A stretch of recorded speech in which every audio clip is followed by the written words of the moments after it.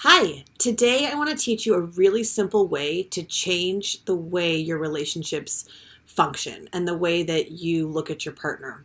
So, a lot of clients come to me with issues with their mom or their dad or their partner or their friend, and there's constantly blaming that other person. So, what I want to change for you is the way that you look at the person and the issue. So, you need to start to focus on what you want in relationships, not what you don't want. And that's really, really hard because our brains will constantly go towards the negative of what we don't want. And we'll focus on that. And we do that with our children too. So I've done it with my own. So an example is I have one child that she cries a lot. She's just quite emotional and she looks at the world in a more melancholy view.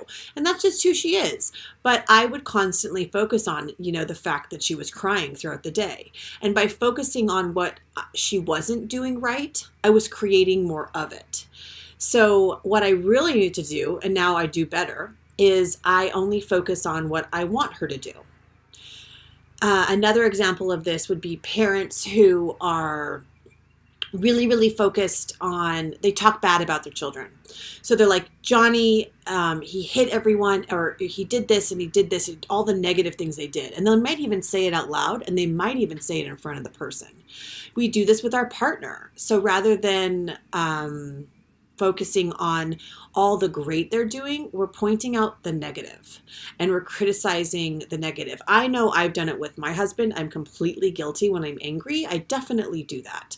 But I know it's wrong because when I point out the negative and I focus on what's wrong, I'm going to get it.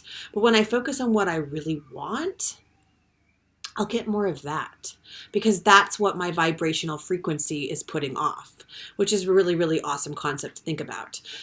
So you can do that by creating a list. If you can't actually do it from your heart center, you can create a list of what I don't want from a relationship or person, on what I do want, and then start to switch your mind and specifically your words to say those things out loud of things you want more often.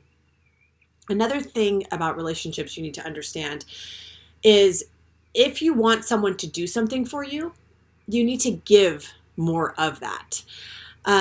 So example, if you're with your partner and you want to have more sex or you want to feel more sexual, give more sexuality to the partner and that partner will give back to you.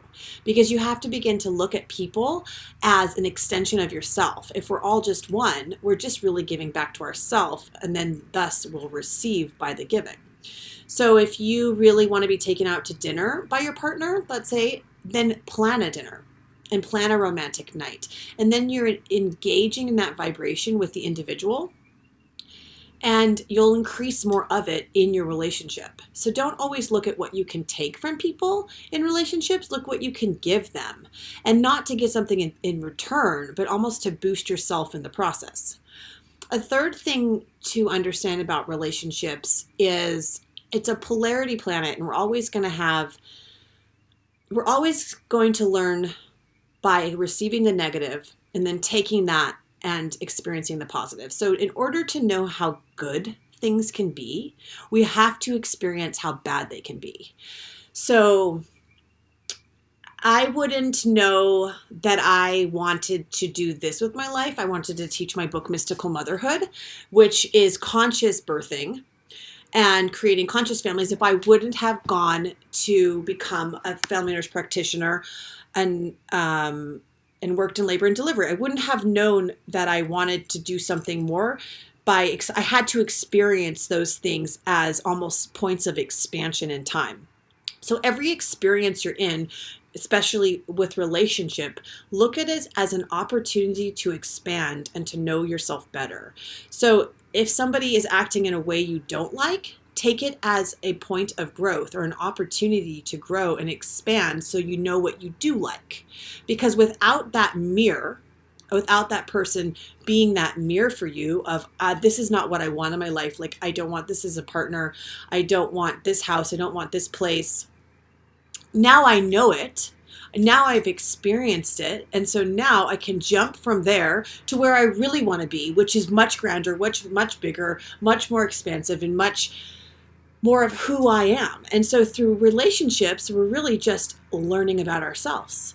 And so when we start to look at people as an extension like that, we start to awaken. And this is really, really important when you're a parent, because the child is your teacher. And so you don't want to look at the child as, someone you're above, but you want to look at the relationship as a mirror to yourself. And you can find more about relationships and love and belonging in the family and also just in the world around you in my book, Mystical Motherhood, which is available on Amazon. And you can go to mysticalmotherhood.com for more information. Thank you.